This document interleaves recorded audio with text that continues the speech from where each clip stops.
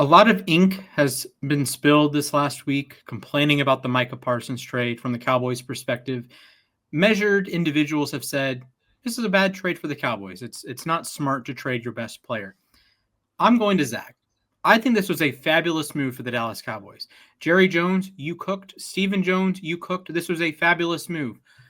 Why splash? Because the Cowboys are about to get the number 1 pick in the draft, they're going to take Arch Manning. So congratulations. You have your quarterback of the future. You have a quarterback on your roster. You're paying $60 million, but you have your quarterback of the future. You have the worst roster in the NFL, particularly on defense. Yes, Dak, CD, great offensively. Defensively, this team stinks. Splash, I think we need to throw up that early morning drug test gif for you. Unless you're trying to help everyone who follows America's team cope, which very nice of you to do so. Speaking of cooked, I mean, Jerry might be cooked.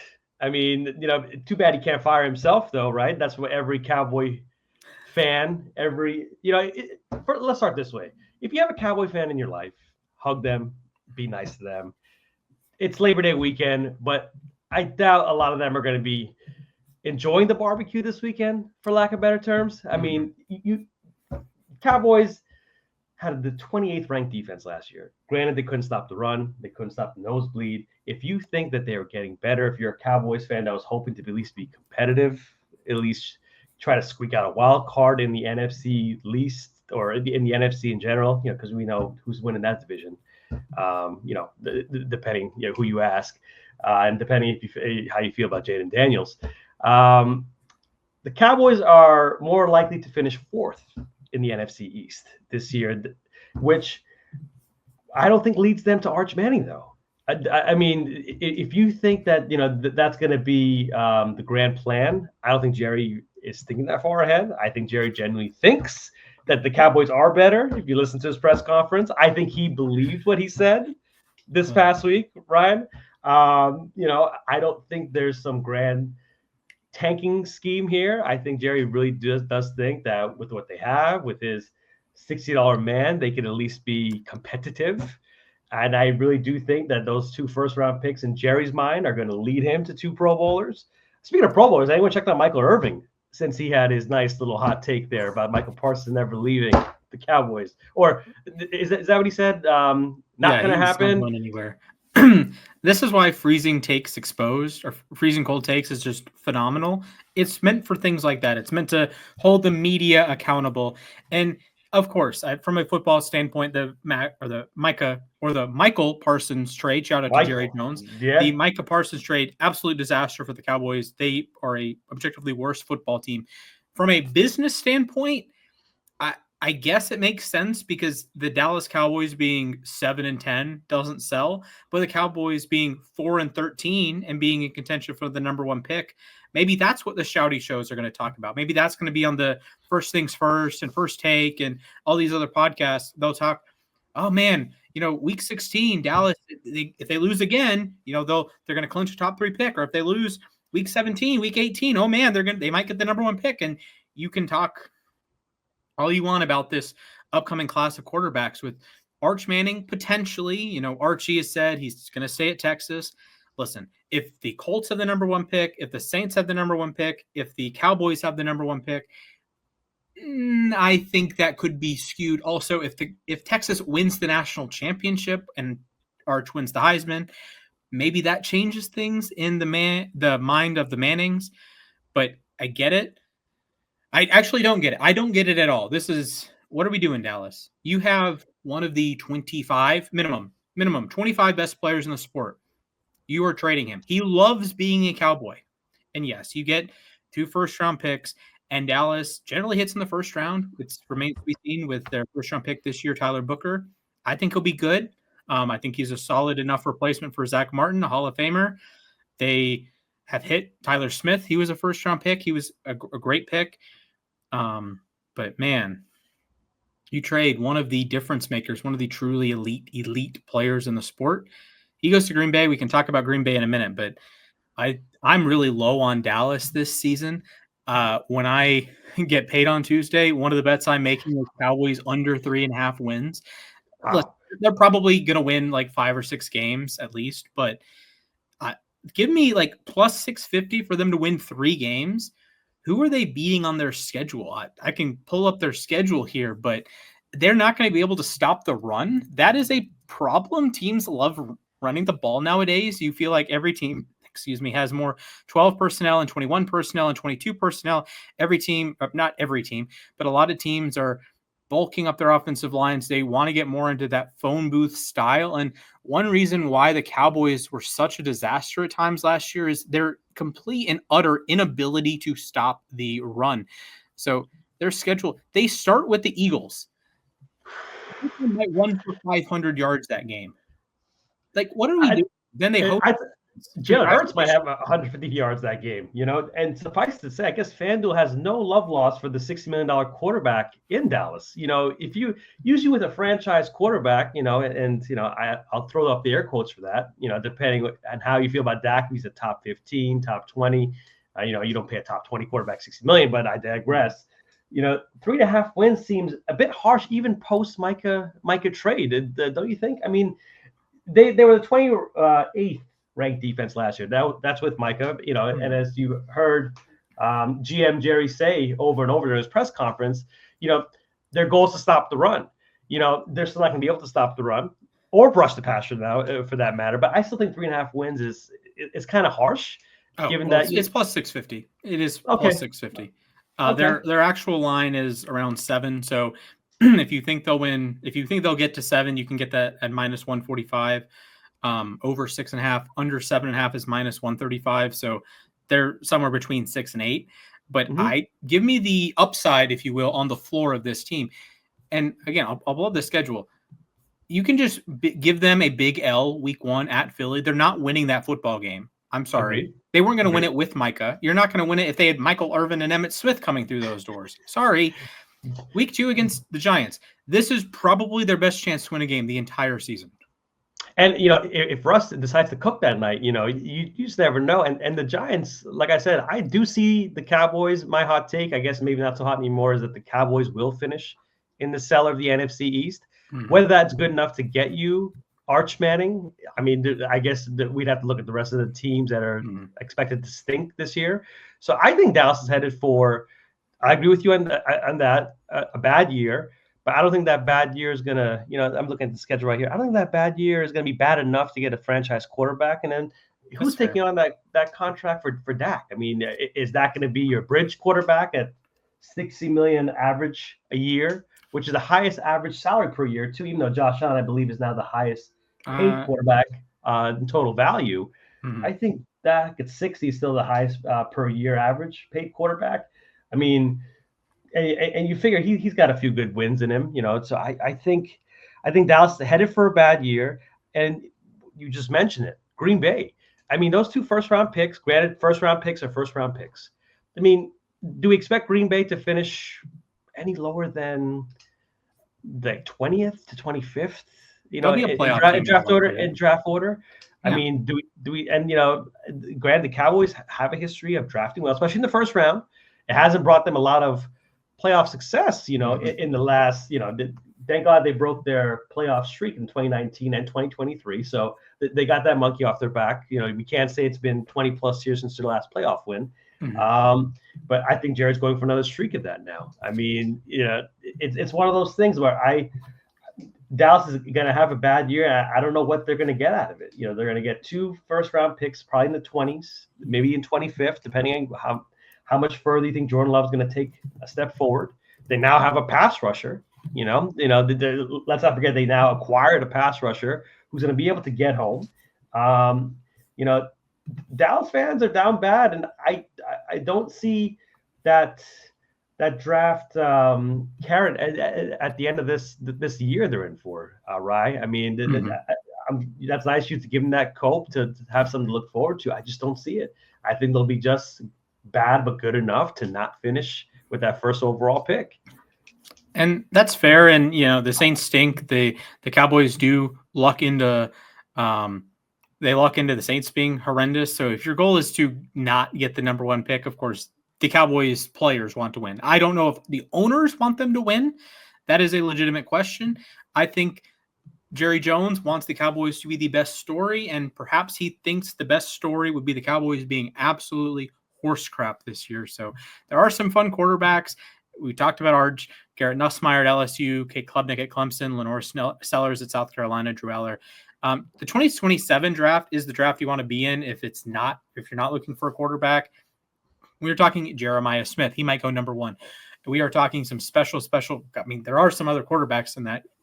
Florida's quarterback, he's going to be sick. Potentially Arch comes out in 2027.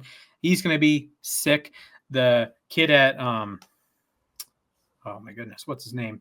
Well, Caleb Downs is going to come out this year. So maybe Cowboys fans are mad they didn't get Kyle Hamilton in 2022 so they can get their own Kyle Hamilton. Shout out. And Caleb Downs at the start of this year's draft. But Ryan Williams will be in the 2027 class. The South Carolina pass rusher, Dylan Stewart, is in that class. Is Dylan Stewart at South Carolina? I hope so. I'd have to.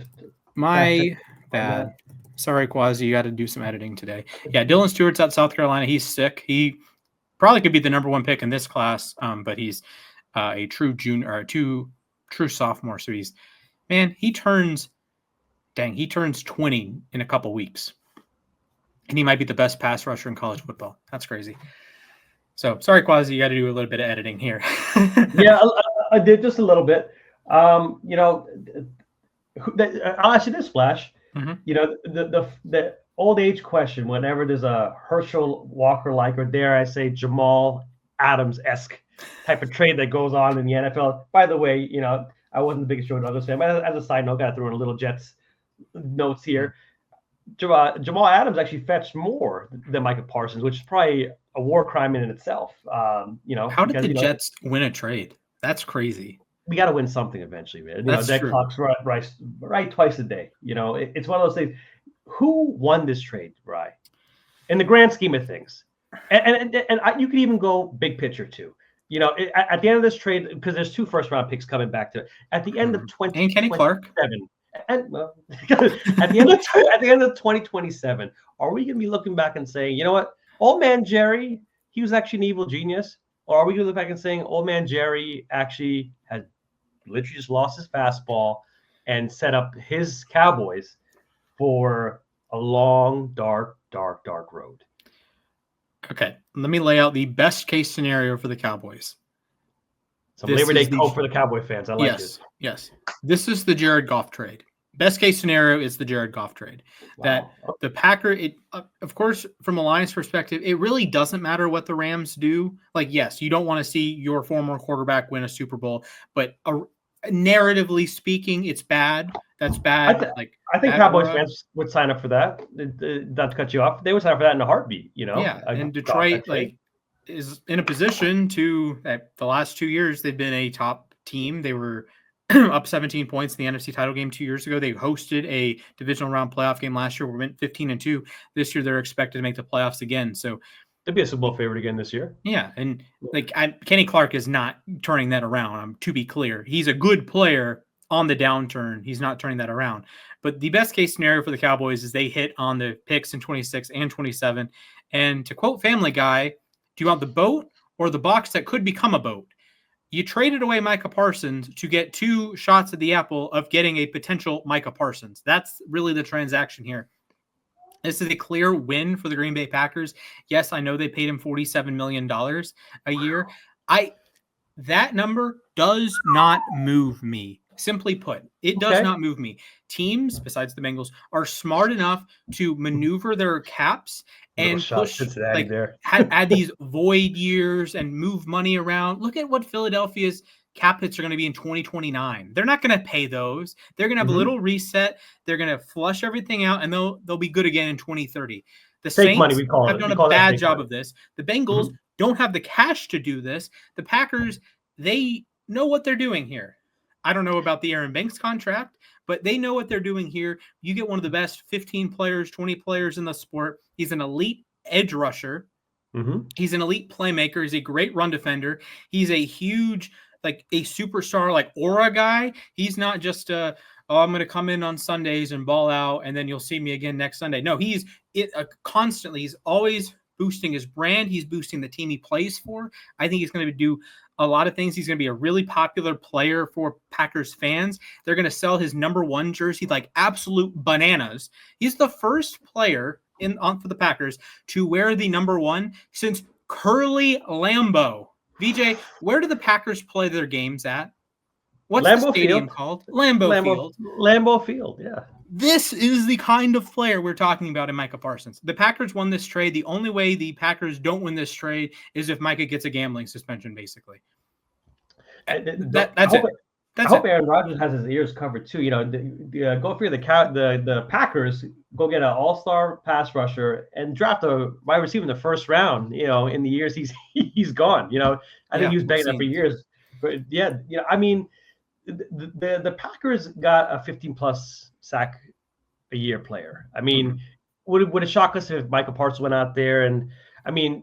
Great against the run. I think Skip Bayless and Jerry Jones would debate you to the cows come on that one. But as a pass rusher, you could put him up against the Nick Bosa's of the world, if we're going back in time, the J.J. Watts of the world, he's right up there. He's an elite pass rusher. And if the Packers do have a lot of leads this year, even 1-score leads, he is going to eat. He's going to make Cowboy fans, want to change their TV if I'm sure the Packers are in prime time. I haven't checked it a bunch of times this year, so I'm sure Cowboys fans will not be watching those games. Hold up. Week 4, Packers at Cowboys, Sunday Night Football. It doesn't get any better than that. At Jerry World. At Jerry World. How many times will we think, we'll look up or the camera will shoot to that press box where Jerry will be going, doing one of these. He might be doing one of these or doing one of these as well. One of these, I could see Micah Parsons maybe having a sack and a half, what they are, or 2 sacks on Jerry's $60 million, quarterback. Mm-hmm. To me, the Cowboy fans are down bad. It's going to get that's week what? That game, sorry? Week right? 4. Week 4. September 28th. Do we expect the Cowboys to be 1-3 going into that game? Or 1-2? Oh, 1-2 rather. Sorry. 0-3. First 3 games at Philly, hosting the Giants, at the Bears.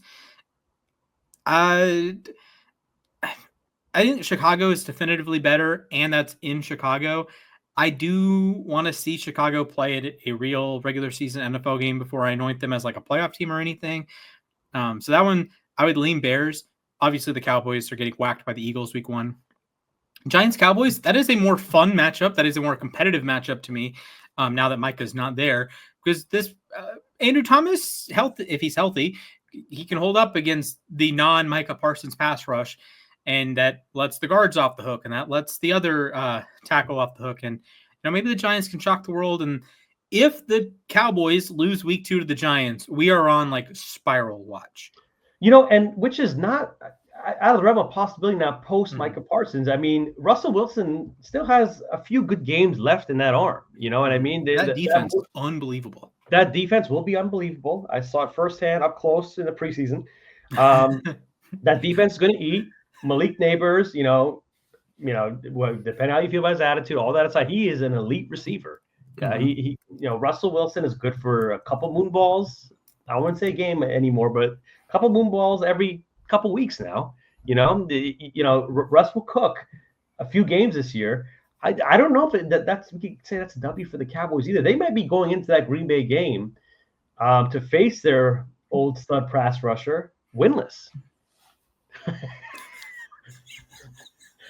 One of these good days, I'm going to get past one of these recordings, right, without an old Jets dig. No, this isn't a Jets dig. This is an Abdul Carter dig. That's Mike. Is that Stone Smart? Is that Stone Smart? You got clobbered. You got clobbered. That might be Stone Smart's only highlight for the year, knowing my luck. It'll be a preseason game, and Abdul Carter will go on to have about 10 plus sacks. But sorry, that's right. That was like a Jets shout out. Thank you. Mm-hmm. So I'll answer my own question here. I think you believe that Packers win the trade obviously this year. Yep. But you do see the Cowboys having a path to looking back to this in 2 years and saying, all right, it hurt in the moment. Because we just brought up the it'll be a Jamal Adams-esque type of trade because we did get Garrett Wilson out of that trade, in the long term. And we did get, I believe, the first round pick would have netted us Sauce or Jermaine Johnson, Ahmad, sorry. He's not Sauce yet. In 2 years, I mean, I could see the Cowboys looking back and saying, it was worth it. I don't think that's gonna. Okay. So he was traded for the pick that became Christian Darrisaw. So Darrisaw was traded. It became Elijah Vera Tucker. Elijah Vera Tucker, that's right. In a roundabout way, it became Vera Tucker. Because Douglas did use a pick to trade up as well, too. That's right. So he became, I think, Vera Tucker and Garrett Wilson. Yeah, basically. Which, I think Cowboys fans would sign up for that in 2 years, depending who their quarterback is. But it's also the difference between Jamal Adams, who we've seen the last couple of years. He's now a linebacker on the Raiders, to his credit, but he wasn't back with his guy Carroll. Yeah, he wasn't an elite player when he was with Seattle. He was a good player his first year or two. Then 2022, he played 1 game. 2023, he played 9 games. 2024, he played 5 games for Tennessee and Detroit. I did not realize that, but the Jets picked the best time to trade him. He was an All-Pro in 2019. Then in 2020, he played 12 games. He was an All-Pro second team. Pro Bowler, okay, great, 9.5 sacks, great. And then 2021, he was already on his last 20 or so games as a Seahawk. And that's probably the best case scenario is that Micah isn't really good in 3 years. Yeah. Because at that point, the draft capital you received in this trade expires. You've already spent it. And yes, you're going to draft players that are younger than Micah. I get it. But on the rookie contract, which matters even to old man Jerry. Micah Parsons is 26 years old. Yeah, he's not hitting his. He's probably now hitting his prime. If we're being honest, I mean, I will give Dallas fans some cope today, though, just a bit of cope. There is something to him not being able to stop the run. I know we all call it a passing league, but there is something to teams constantly running in his direction when the situation called for it, and him not being able to stop it. There is that lasting image of the last playoff game or the one before where he had a total of 2 tackles? Was that against the Bucs? Okay, I have major pushback on citing tackle numbers. Tackles are not an accurate depiction of how good or how poorly a player is playing. Sure. I'll use corner as an extreme example. I know Micah doesn't play corner, but Brandon Stevens will have a lot of tackles this season because he's going to get picked on and have to tackle the ball carrier. That's not saying he's an elite run defender. Like Patrick Surtain last year, Depoy, he did not miss a tackle. That's impressive when you consider he had 50 some odd tackles and he's getting thrown at. He's not getting thrown at a lot. So he is getting quite a few tackles in run defense, in his run fits. And those are run defense tackles, and he's stopping guys near the line of scrimmage as opposed to 20 yards downfield after he gets cooked on a route.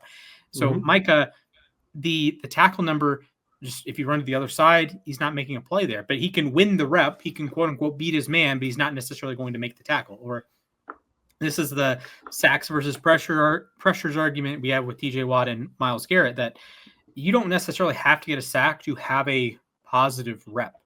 Right. Micah Parsons is going to have one heck of a lot of positive reps, and he's going to let not Kenny Clark eat because he got moved in the trade. He's going to let Rashawn Gary eat. He's going to let Devontae Wyatt eat. He's going to let Edrin Cooper, the linebacker, he's going to let him eat. He's going to let these corners, not great corners, he's going to let them eat. He's going to let Xavier McKinney eat on the back end. This is just a phenomenal move for the Packers. Just a truly. I don't want to invoke this man's name because he might be the best pass rusher of all time. Don't say LT. This is a Reggie White level move. Okay. I'm not going to go to Giants legend Lawrence Taylor, but this is a game changer. This was a team that lacked star power in a lot of ways, like superstar power. Yes, I know Xavier McKinney, he's a stud. Josh Jacobs is a stud. To me, they're both top 100 players in the NFL. But now you have a top 20 player in the NFL. This defense, you say, all right, Gary's good. Carl Brooks is fine on the interior. Devontae Wyatt's, fine player. Quay Walker's developing. Edge Cooper was awesome last season. Keyshawn Nixon, probably better in the slot. He's fine. Xavier McKinney, superstar. Evan Williams, he's fine. Nate Hobbs, probably better in the slot, but he's fine. Javon Bullard, is he actually going to be the one playing in the slot? Okay, whatever. Then you just drop in a Micah Parsons, bang. And I did not know this, and this to your point, the Packers defense in 2024, they actually finished 6th in fewest points allowed. I actually had to Google that. I won't even take credit for that. So, I mean, you drop a Micah Parsons in there, and if they are in passing downs, I mean, do they go from 6th to, do I say, 2nd or 1st in the league? Yeah, I didn't even realize, that the Packers were such a good defense last year. And that was with dealing with all the injuries that they had to deal with last year. So, I mean, in the interim, I mean, Packers fans, if you ask them, they probably do agree with the narrative, which I think is completely bogus, but, we can say that for another day, where other than anyone named Mahomes, Micah Parsons is the second best player in the league, which I think is absolutely ludicrous. Okay, I wouldn't go that far. Yeah, there are people out there that do say that. Now, previously Cowboys fans. And those same Cowboys fans are probably now saying that he's an overrated, glorified sack artist, which I guess is kind of an oxymoron, cannot stop the run, and goes invisible, according to Skip Bayless's of the world, when it matters most. So there's no in between with Micah Parsons right now, which is great because football is back next week, and we're gonna get to find out. Back. We're gonna get to It's find out back. really quick. It is back. It is back, and I would venture to say I would much rather be today anyway. Ask me this in 2 weeks or 3 weeks. I would much rather be a Jets fan today than a Cowboys fan, because if I was a Cowboys fan today, all the cope you can put aside, this does sting. You, like you said, you lost a 26-year-old premier pass rusher at a premier position in this league. Other than we would say quarterback, receiver, corner. I think we would go quarterback, offensive tackle. It's got to be a top 5 position in the league. You just lost him for 2 future picks that you're not going to get to reach. Kenny Clark. And Kenny Clark, and no disrespect to Kenny Clark, you got a solid player in Kenny Clark. He's a plus player. He's like a B player, B minus player. He's a plus player. You got a owner, and no one will take away what the Cowboys did in the 90s. Jerry Jones, when he's long gone, will always have that dynasty that'll always be attached to his name and the Cowboys name. What was it, 5 Super Bowls? 5 Super Bowls. 3 in the 90s, yes. 3 in the 90s, but 5 total under Jerry's stewardship. Jerry took ownership in '89, so just 3 under Jerry. Just 3 under Jerry. Okay, sorry. Thanks for correcting me on that one there. So 3 under Jerry, that'll never be taken away. But Cowboys fans would, bench they would love for him to be able to fire himself if he would hook up a Cowboys fan to a lie detector. So I mean, I would say Cowboys have lost this trade in the interim and possibly in the future too. I mean, I don't know. We don't know what these players are going to be. These lottery tickets are going to be in the next 2 drafts. And, we could be watching another run in Green Bay potentially now. If we're going to talk about them touching them for a bit, they got a QB absolutely. They all believe in. They have a premier pass rusher. They have a coach. The rich always seem to get richer, and they seem to never miss a beat. And they play in the NFC too. I mean, we haven't even touched on that. They traded him within the NFC. Which blows my mind. This is, to me, very similar to the Luka trade. Of course, another Dallas trade. But it's not that you're trading him. You're trading him to a team that it is likely to hurt more. Yes. Like, maybe not your number 1 rival. It's not that you traded him to the Eagles. It's not that you traded Luka to the Rockets or Spurs. But you traded him to a team you have to see at minimum every 3 years, probably more often. This is a team that has not only ripped you in the playoffs, the biggest games of Dak Prescott's career have been watching Aaron Rodgers or Jordan Love slice and dice at Jerry World. The biggest game of Tony Romo's career, the Des Bryant at Lambeau Field, cooked by Aaron Rodgers and the officials. The catch that wasn't a catch. Yes. This is a team this is trading. This would be like if the Cowboys made a trade with the Niners, right? Or the Cavs made a trade with the Warriors. You're looking at a team that has taken your lunch money in the biggest games over and over and over and over in recent history, and it's just crazy.